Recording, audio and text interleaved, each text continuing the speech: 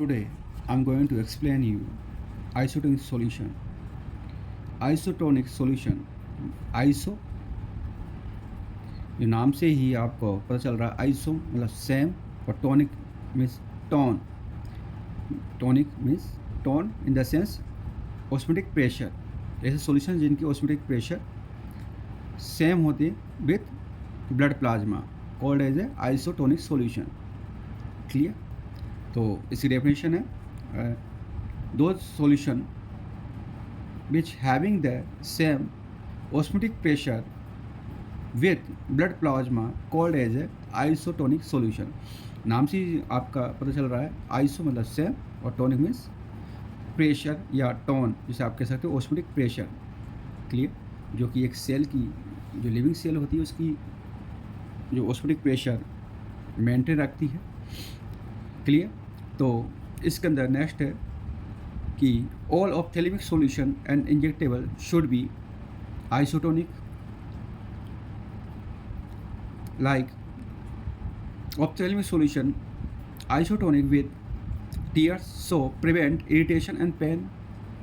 Same या आपकी injectable जो सॉल्यूशन होते हैं वो आइसोटोनिक होते हैं विद प्लाज्मा टू प्रिवेंट करे irritation and pain. Clear. Next solution have lower osmotic pressure than blood plasma called hypotonic. ऐसे जो सॉल्यूशन जिनका osmotic pressure ब्लड प्लाज्मा से कम होता है उन्हें क्या कहते हैं हाइपोटोनिक सॉल्यूशन.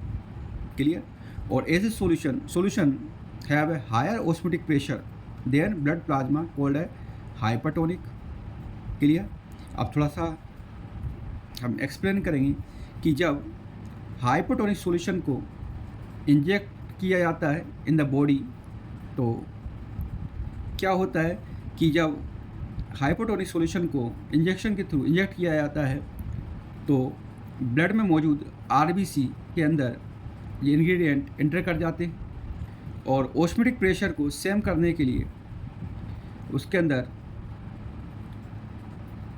आपका वाटर कंटेंट इंक्रीज होता है और वो आरबीसी सेल स्वेल हो जाती है और स्वेल होने के बाद वो वस्ट हो जाती है जिसे हीमोलाइसिस कहा जाता है और इट इज़ वेरी डेंजर क्योंकि इरिवर्सिबल होता है. जो आरबीसी सेल होती है वो वापस नॉर्मल स्टेट के अंदर नहीं आ पाती है. तो हाइपोटोनिक सॉल्यूशन को जनरली इंजेक्ट नहीं किया जाता है क्योंकि ये आरबीसी सेल्स के ऊपर डेंजर इफेक्ट शो करता है. क्लियर. मैंने इसको रिप्रेजेंट किया हुआ है डायग्राम के थ्रू तो यू कैन अंडरस्टैंड. आरबीसी ये स्वेलिंग हो रही है और ये बस्ट हो जाती है जिसे हेमोलाइसिस कहा जाता है. वेरी इंपॉर्टेंट है. Next hypertonic solution. जब हाइपरटोनिक सॉल्यूशन को इंजेक्शन के थ्रू इंजेक्ट किया जाता है तो ऑस्मोटिक प्रेशर को मेंटेन करने के लिए क्या होता है कि आरबीसी के अंदर मौजूद जो वाटर होता है वो बाहर निकलता है. क्लियर. जिससे इक्विलिब्रियम आ जाता है और ऑस्मोटिक प्रेशर बराबर हो जाता है. परंतु इसके अंदर क्या होता है कि जो आरबीसी सेल होती है वो श्रिंक कर जाती है. क्लियर. जिससे क्रेन्युलेशन कहा जाता है. क्या कहा जाता है क्रेन्युलेशन कहा जाता है. परंतु ये क्या होती है कम समय के लिए होती है और वो वापस कुछ समय बाद में नॉर्मल अवस्था के अंदर आ जाती है. तो हाइपरटोनिक सॉल्यूशन को जब इंजेक्ट किया जाता है तो स्लोली उसे इंजेक्ट करते हैं ताकि क्रेन्युलेशन या यह कहें कि आरबीसी के ऊपर वैड इफेक्ट कम आए. इसलिए हाइपरटोनिक सॉल्यूशन को स्लोली इंजेक्ट किया जाता है. क्लियर. तो हमें ध्यान देना होगा कि hypotonic solution are more dangerous than the hypertonic solution.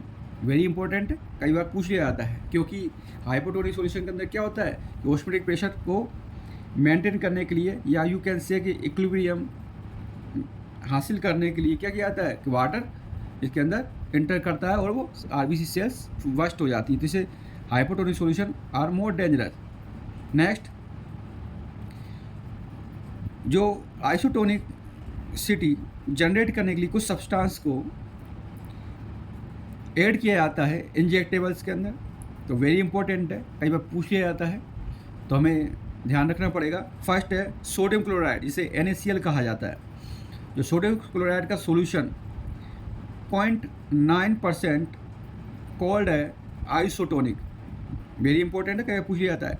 0.9% का solution of sodium chloride called as a isotonic. Next है 0.45% solution of sodium chloride called as a hypotonic, या इसे half strength of normal saline भी कहा जाता है। Half strength of normal saline कहा जाता है। क्लियर। और नेक्स्ट है 5% solution of sodium chloride called as a hypertonic. Clear, with plasma के साथ हाइपरटोनिक होता है। तो जो हाइपोटोनिक सॉल्यूशन का यूज कहाँ पे किया जाता है? जहाँ पर वाटर रिप्लेसमेंट करना हो और हाइपर नेट्रीमिया मतलब सोडियम कंटेंट ज़्यादा हो ब्लड के अंदर, वहाँ पर यूज किया जाता है। और 5% सॉल्यूशन सोडियम क्लोराइड कहाँ पर यूज किया जाता है? जब ब्लड के अंदर हाइपोनेट्रीमिया जनरेट होता है या ऐसी कंडीशन उत्पन्न हो जाती है, तब 5% सॉल्यूशन को ब्लड के अंदर इंजेक्ट किया जाता हो, मगर परंतु very slowly. Clear, very slowly इसका यूज किया जाता है। नेक्स्ट है, सेकंड है सोडियम क्लोराइड हो गया। सेकंड है डेक्सट्रोज, जो कि 2.5% और 10% की क्वांटिटी में आता है। तो 5% सॉल्यूशन होता है डेक्सट्रोज का, उसका यूज कहाँ करते हैं? Curing of dehydration and decrease, जहाँ पर सोडियम एंड पोटेशियम को कम करना हो, वहाँ पर इसका यूज किया जाता है डेक्सट्रोज 5% का। क्लियर, जो जहाँ पर डिहाइड्रेशन को क्योर करना हो और सोडियम पोटेशियम को डिप्लेट या कम करना हो बॉडी से, तो इसका यूज किया जाता है। तो आप इसने थोड़ा ध्यान रखें। Thanks for watching my video.